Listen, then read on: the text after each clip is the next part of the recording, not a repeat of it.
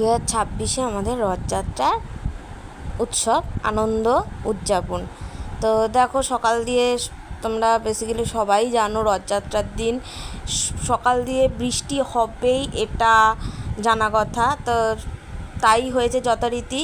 তো তার মধ্যে আমি সকালের ভিডিও তোমাদের সাথে শেয়ার করেছি, আমি কিভাবে আমার ঠাকুরকে সেদিন ঘরে পুজো দিয়েছি শেয়ার করেছি।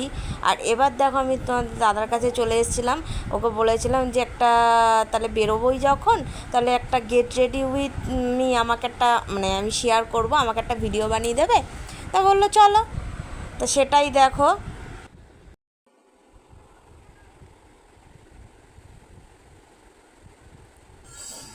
চলো তাহলে, দেখতেই তোমরা পেলে যে শাড়ি ধরেছিল। তো চলো তাহলে এবার রেডি হয়ে আসি। দেখো রেডি হয়ে গেছি, আর কেমন লাগছে তোমরা কমেন্ট করে জানিও। আজ একটু অন্যরকম সাজার চেষ্টা করেছি। আর এই যে গলার কানের দেখছো, এটা আমি পরি আগাগোড়াই, এটা আমি এরকম সাজি। তো অনেক দিন বাদে আবার একটু এরকম সাজলাম। তো দেখো আমাদের দুজনকে কেমন লাগছে কমেন্ট করে জানিও। তারপর দেখো আমরা বেরিয়ে পড়েছিলাম বিকেলে। তখন আমরা যখন বেরিয়েছি, বেরোনোর সময় একটু ছিটাফোটা বৃষ্টি নেমেছিলো, তারপর আবার থেমে গেছিলো। তারপর দেখো আমরা বেরিয়েছি, আর রাস্তায় দেখো কত সেদিনকে রথ দেখা যায় বেরোলে, ভালোই লাগে বেশ দেখতে, ছোটো ছোটো বাচ্চারা বেরোয়।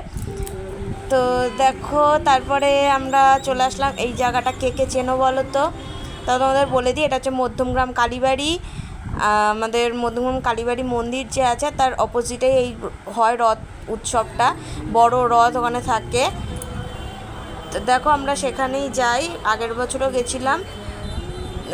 তারপর ওখান থেকে একটু ঠাকুর নমস্কার করে একটু প্রসাদ নিয়ে তারপর আমরা গেছিলাম একটু আমাদের উল্টো দিকে যে কালী মন্দির বললাম, সেই কালী মন্দিরে একটু গেছিলাম আমরা। স্টেশনে গেল, আমরা মন্দিরে অলওয়েজ যাই। তো সেখানে কালকে যখন গেছি, রথের দিন একটু যাব না মন্দিরের ভেতর, তাই সেখানে গেছিলাম। দেখো একটু ঘুরে আসলাম। তারপর সেখান থেকে বেরিয়ে আমি এই যে দেখতে পাচ্ছ মেলা, তো এইটা হচ্ছে আমাদের এখানকার বলতে পারো বড় মেলা। তো কোথায় আমি জায়গাটা বলছি, আমি তো দাদাকে বললাম যে এরপর আমরা কোথায় যাব, কারণ তখন সবে সন্ধে হচ্ছে।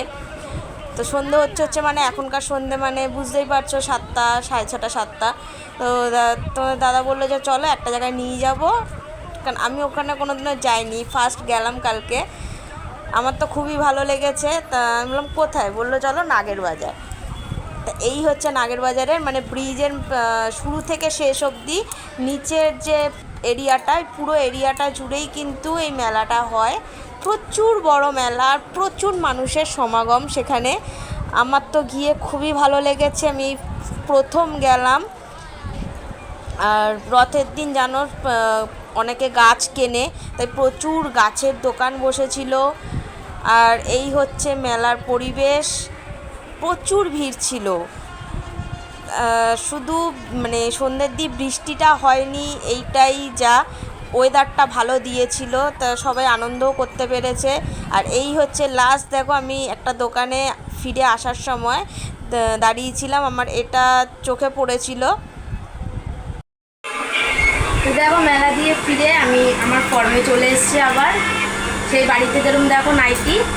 এবার আরেকটা জিনিস দেখাচ্ছি, মেলা তো গেছিলাম, তা কিছু না কিনলে কি হয় বলো, তার জন্য একটা জিনিস কিনেছি, দেখাই তাহলে। আবার এই দেখো, বলো তো কেমন হয়েছে, তোমরা কমেন্ট করে অবশ্যই জানিও পাখিগুলো কেমন লাগছে। এটা আমি কালারিং এনেছি, এই সামনেটা এরকম দেখো গাছের ওপর বসা, আমার কিন্তু দারুণ লাগছে এটা দেখতে। কেমন লাগলো কমেন্ট করে জানিও। আমি একটা জিনিস কিনেছি, বেশি কিছু কিনে এটাই তোমাদের সাথে শেয়ার করলাম।